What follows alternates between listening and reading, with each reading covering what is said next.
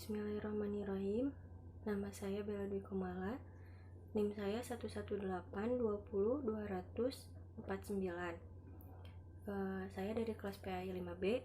Insyaallah di sini saya akan menjelaskan tentang keterampilan dan nilai sebagai materi pendidikan dalam perspektif Islam. Bismillahirrahmanirrahim. Insyaallah saya akan memaparkan materi tentang pengertian keterampilan dan urgensinya. Yang kedua yaitu macam-macam keterampilan yang dituntut Islam. Yang ketiga adalah pengertian nilai dan urgensinya. Dan yang keempat adalah macam-macam nilai yang dituntut oleh Islam. Jadi di sini saya akan menjelaskan tentang keterampilan.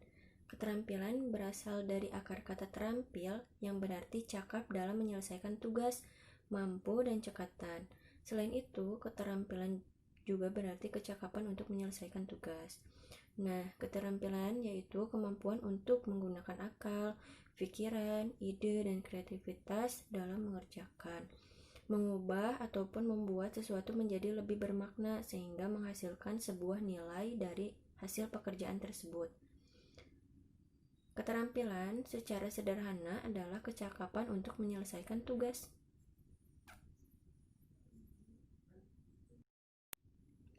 Urgensi keterampilan. Dalam sebuah hadis dikemukakan bahwa Nabi pernah menyatakan, bila suatu pekerjaan diserahkan kepada orang yang bukan ahlinya, yaitu orang yang tidak terampil dalam bidang pekerjaan itu, niscaya kehancuran akan datang. Pekerjaan yang dimaksud tidak akan terlaksana sebagaimana diharapkan.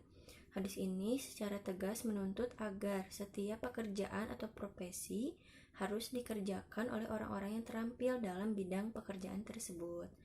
Dengan demikian, Islam sangat menekankan pentingnya penguasaan teknologi dalam berbagai aspek dan bidang kehidupan, yang memungkinkan setiap pekerjaan dilakukan dengan tingkat keterampilan yang tinggi.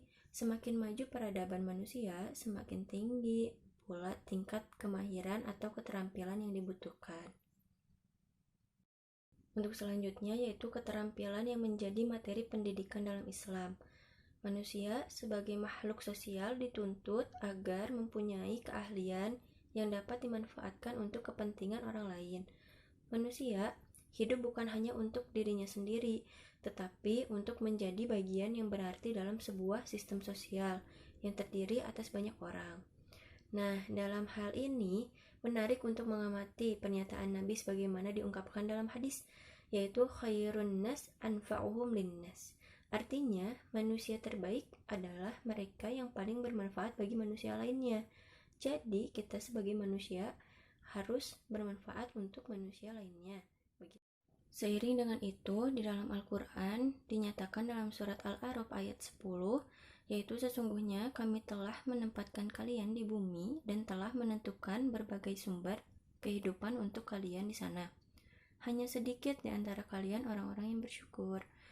Nah, dalam ayat ini menegaskan bahwa banyak sumber kehidupan yang dapat dimanfaatkan oleh manusia dalam melaksanakan tugasnya di bumi.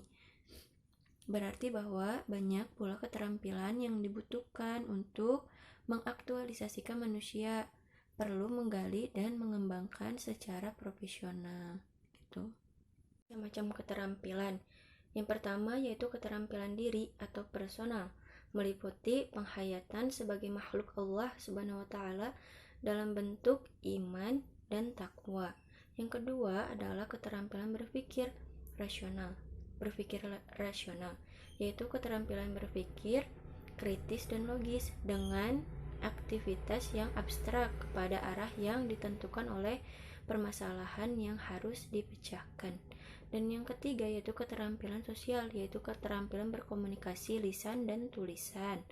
Dan yang keempat, keterampilan akademik, meliputi berpikir, merancang kegiatan sesuatu, melaksanakan sesuai dengan skenario, melaporkan hasil kerja secara ilmiah, dan dapat dipertanggungjawabkan. Dan yang kelima, keterampilan vokasional adalah keterampilan yang berhubungan dengan model, prinsip, dan prosedur dalam mengerjakan suatu tugas. Begitu. Nah, adapun keterampilan yang dituntut oleh Al-Quran, yang pertama yaitu keterampilan berpikir. Keterampilan berpikir adalah keterampilan mempergunakan daya akal. Hal ini telah dicontohkan oleh Nabi Ibrahim dalam petualangannya dan perenungan mencari Tuhan. Ia memikirkan dan merenungkan setiap fenomena alam yang dilihat secara berulang-ulang, sehingga peristiwa itu diabadikan dalam Quran surat Al-An'am ayat 76-79. Dan yang kedua adalah keterampilan berbahasa.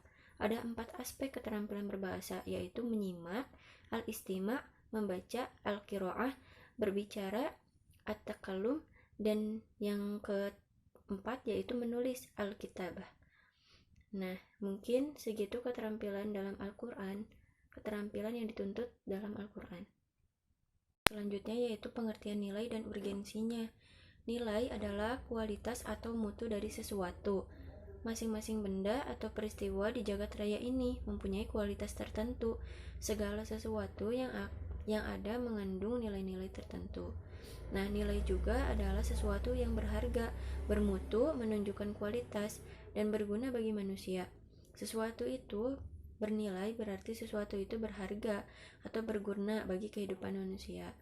Nilai merupakan sifat yang melekat pada sesuatu, sistem kepercayaan yang telah berhubungan dengan subjek yang memberi arti, yakni manusia yang meyakini.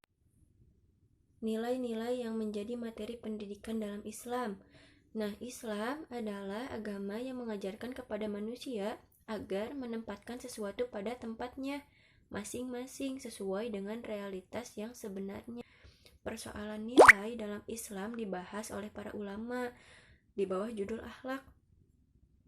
Sehubungan dengan itu, Al-Syaibani mengemukakan 5 prinsip yang menjadi landasan filsafat Islam, khususnya di bidang akhlak. 5 prinsip itu adalah: 1.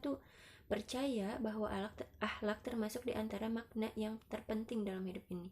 Yang kedua, percaya bahwa akhlak itu adalah kebiasaan atau sikap yang mendalam dalam jiwa, dari mana timbul perbuatan-perbuatan dengan mudah dan gampang.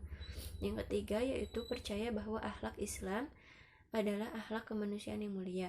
Yang keempat, percaya bahwa tujuan tertinggi agama dan akhlak ialah menciptakan kehidupan bahagia di dunia dan akhirat. Dan yang kelima yaitu percaya bahwa agama Islam adalah sumber terpenting bagi anak akhlak Islam. Ia merupakan sumber terpenting dalam menentukan baik atau buruknya. Al-Syaibani halaman 312-355. Macam-macam nilai yang dituntut Islam, yaitu dalam filsafat nilai dibedakan menjadi 3 macam. Yang pertama, nilai logika adalah nilai benar salah. Yang kedua, nilai estetika adalah nilai indah tidak indah. Yang ketiga yaitu nilai etika atau moral adalah nilai baik atau buruk. Nilai moral adalah sesuatu bagian dari nilai, yaitu nilai yang menangani kelakuan baik atau buruknya dari manusia. Moral selalu berhubungan dengan nilai, tetapi tidak semua nilai adalah nilai moral. Dalam pandangan mereka, nilai bersifat relatif dan subjektif, yaitu tergantung pada tempatnya, waktu, dan manusia. Dari segi fungsinya, untuk memenuhi interest manusia, nilai dikelompokkan menjadi nilai religi, nilai ilmiah, nilai ekonomi, nilai politik, nilai estetika, dan nilai sosial, nilai kemanusiaan.